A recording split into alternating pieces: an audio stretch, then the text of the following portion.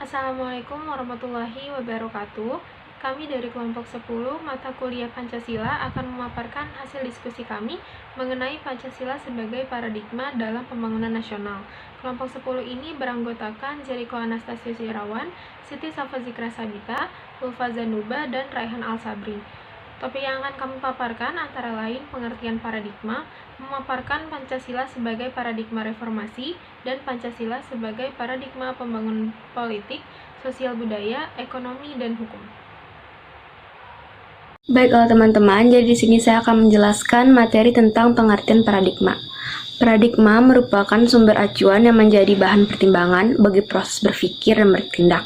Istilah paradigma menurut Kamus Besar Bahasa Indonesia diartikan sebagai daftar dari semua pembentukan kata yang memperlihatkan konjugasi dan deklinasi kata tersebut, model dalam teori ilmu pengetahuan dan kerangka berpikir. Secara terminologis, tokoh yang mengembangkan istilah paradigma ini sebagai ilmu pengetahuan yang terutama filsafat ilmu pengetahuan adalah Thomas S. Kuhn. Nah, pengertian paradigma merupakan suatu asumsi teoritis yang umum sehingga merupakan sumber hukum, metode, serta penerapan dalam ilmu pengetahuan yang menentukan sifat, ciri, serta karakter ilmu pengetahuan sendiri.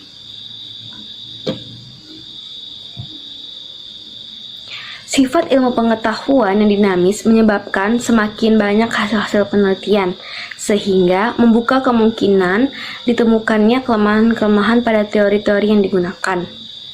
Dengan demikian, para ilmuwan mengkaji kembali teori-teori dasar dari ilmu itu sendiri.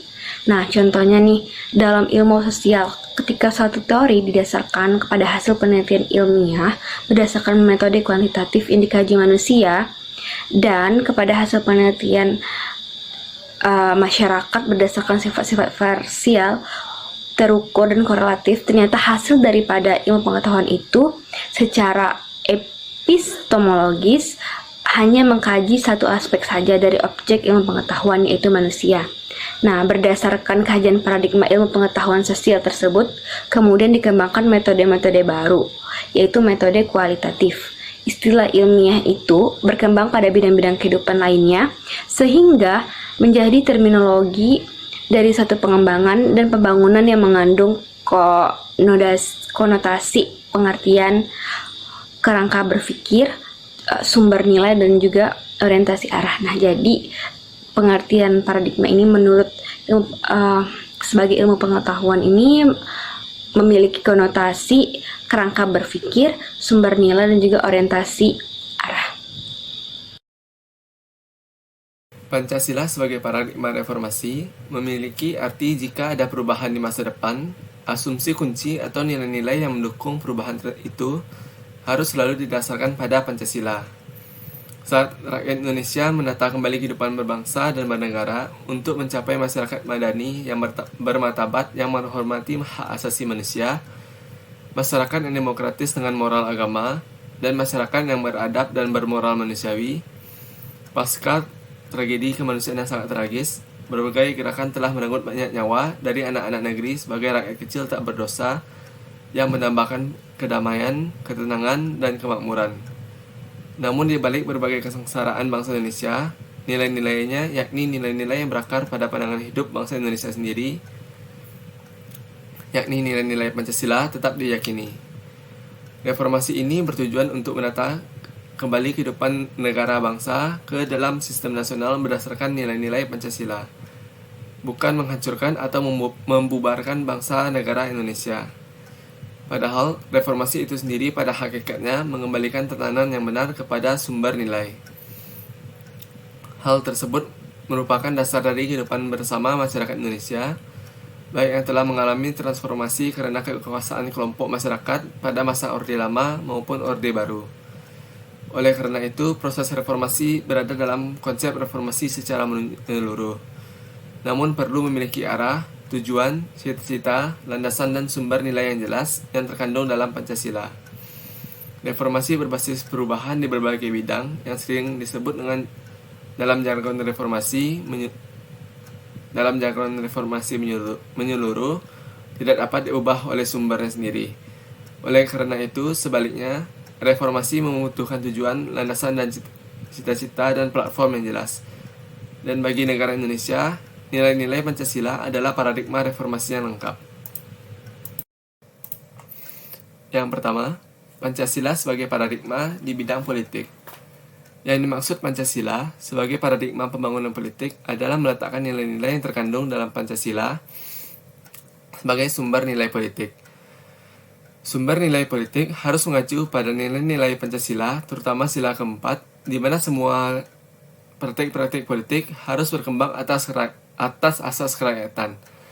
Hal ini dikarenakan warga negara merupakan pelaku politik sehingga masyarakat harus mampu menempatkan kekuasaan tertingginya sebagai warga negara Indonesia yang menganut sistem politik demokrasi di mana kekuasaan dari rakyat, oleh rakyat, dan untuk rakyat.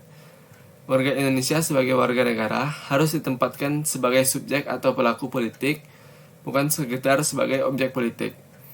Karena Pancasila bertolak dari kodrat manusia, maka pembangunan politik harus dapat meningkatkan harkat martabat manusia.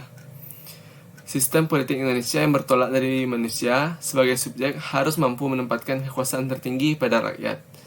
Kekuasaan yang dimaksud adalah kekuasaan dari rakyat, oleh rakyat, dan untuk rakyat. Sistem politik Indonesia yang sesuai Pancasila sebagai paradigma adalah sistem politik demokrasi, bukan otoriter. Berdasarkan hal tersebut, sistem politik Indonesia harus dikembangkan atas asas kerakyatan, yaitu terletak pada sila keempat Pancasila.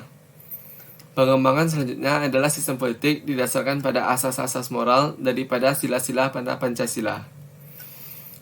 Selanjutnya, Pancasila sebagai paradigma di bidang hukum. Salah satu tujuan bernegara Indonesia adalah untuk melindungi segenap bangsa Indonesia dan seluruh tumpah darah Indonesia.